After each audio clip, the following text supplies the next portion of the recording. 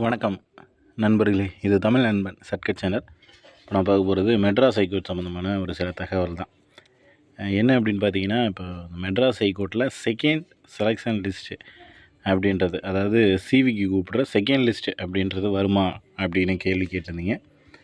So first list கொடுத்துருந்தாங்கல்ல, அந்த CV attend பண்ணவங்களோட candidates எண்ணிக்கை பார்த்தீங்க அப்படின்னா ஓரளவுக்கு நிறைய ஆப்ஷன் அப்படின்றது தான் இருக்குது. நிறைய பேர் ஆப்சண்ட் ஆகியிருக்காங்க, நிறைய பேர் போகாமல் இருந்திருக்காங்க. என்னென்னா மண்டலம் வாரியாக பிரிச்சுருந்தாங்க. ஒரு மண்டலத்துக்கும் தனித்தனியாக சிவி அப்படின்றது நடைபெற்றது. அப்படி மண்டல வாரியாக நடைபெற்ற ஒரு நாளும் ஒரு நாள் கொஞ்சம் பேருக்கு, அடுத்த நாள் இன்னும் கொஞ்சம் பேருக்கு அப்படின்ற மாதிரி தான் கொஞ்சம் கொஞ்சம் நபர்களுக்கும் நடந்துச்சு. ஸோ இப்படி நடந்த இந்த சிவியில் பார்த்தீங்க அப்படின்னா மேக்ஸிமம் ஒரு நாளில் ஒரு 400 பேர் கூப்பிட்றாங்க அப்படின்னா 300லேருந்து 305 நபர்கள் தான். அதாவது அக்யூரேட்டாக இந்த இடத்துல இவ்வளோ பேர் ஆப்சண்ட் அப்படின்னு சொல்ல முடியாது. பட் ஆப்சண்ட் அப்படின்றது ஓரளவுக்கு ஒரு கணிசமான எண்ணிக்கையில் ஒரு 70லேருந்து 75% தான் வந்து அட்டன் பண்ணாங்க சிவி அவங்க கூப்பிட்டதில். மீதி நபர்கள் கண்டிப்பாக அட்டன் பண்ணலை அப்படின்னு தான் சொல்லணும்.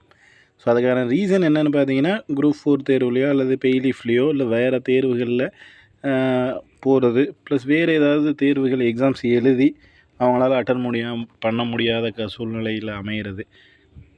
இந்த மாதிரி காரணங்கள்னால இவ்வளோ பேர் ஆப்சண்ட் ஆகிருக்காங்க. ஸோ நம்ம வந்து ஆல்ரெடி முன்னாடி சொன்ன மாதிரி தான், சிவி முடிஞ்சால் தான், சிவி நடந்ததுக்கு அப்புறம் தான் எவ்வளோ பேர் ஆப்சண்ட் ஆகிறாங்க அப்படின்றத பொறுத்து தான் செகண்ட் லிஸ்ட் வருமா என்ன அப்படின்றத சொல்ல முடியும் அப்படின்ற விஷயத்த சொல்லியிருந்தோம். ஸோ இப்போ இருக்கிற சூழ்நிலைக்கு கண்டிப்பாக செகண்ட் லிஸ்ட் அப்படின்றது 100% வர்றதுக்கான வாய்ப்பு அப்படின்றது இருக்குது. ஏன்னா இந்த நபர்களை மட்டுமே வச்சு ப்ராக்டிக்கல் அட்டன் பண்ணுவாங்களா அப்படின்னா அது வந்து கொஞ்சம் கஷ்டம் தான். ஏன்னா ப்ராக்டிக்கல்ஸ் அப்படிங்கிறப்போ அந்த 1:5 1:3 அந்த ரேஷியோவில் கூப்பிட்றாங்க அப்படின்னா அதுலையாவது ஃபுல்லாக இருக்கணும். ஸோ அதுலேயுமே அவங்களுக்கு வந்து ஃபுல்லாக இல்லை. அந்த ரீசன்னால் கண்டிப்பாக செகண்ட் லிஸ்ட் அப்படிங்கிறது 100% கொடுப்பாங்க. மேக்ஸிமம் வந்து நம்ம எப்போ இந்த டேட்டில் தான் வரும்னு சொல்ல முடியாது. ஏன்னா நம்ம சிவிக்கான ஃபஸ்ட் லிஸ்ட்டே பார்த்திங்க அப்படின்னா ஒரு வருடத்துக்கு பின்னாடி வந்தது. ஸோ அதனால் செகண்ட் லிஸ்ட்டு இந்த டேட்டில் தான் வரும், இந்த டைமில் தான் நடக்கும் அப்படின்னு சொல்ல முடியாது. பட் கொடுக்கறதுக்கான வாய்ப்புகள் அப்படின்றது இருக்குது. அதை வந்து ப்ராக்டிகல்ஸ் போகிறதுக்கு முன்னாடியே, அதாவது இந்த நபர்களெல்லாம் ப்ராக்டிகல்ஸ்க்கு போகிறதுக்கு முன்னாடி கொடுக்குறாங்களா, அல்லது இந்த ப்ராக்டிகல்ஸ் முடிச்சுட்டு செகண்ட் சிவி கொடுத்து அதில் தனியாக ப்ராக்டிகல்ஸ் வைக்கிறாங்களா? ஏன்னா ப்ராக்டிகல்ஸ் 2 வாட்டி வைக்கிறதுங்கிறது வந்து சாத்தியம் இல்லாத விஷயம். அதனால் மேக்ஸிமம் வந்து முன்னாடியே கொடுத்துருவாங்க. கொடுத்துட்டு தான் ப்ராக்டிகல்ஸ் ஒன்றா தான் வைப்பாங்க.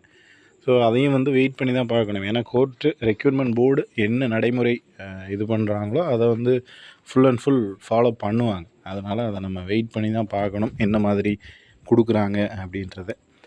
இதில் வேறு ஏதாவது சந்தேகங்கள் இருந்துச்சு அப்படின்னா கீழே கமெண்ட் பண்ணுங்கள். நெக்ஸ்ட் அடுத்த வீடியோவில் பார்க்கலாம். தேங்க்யூ.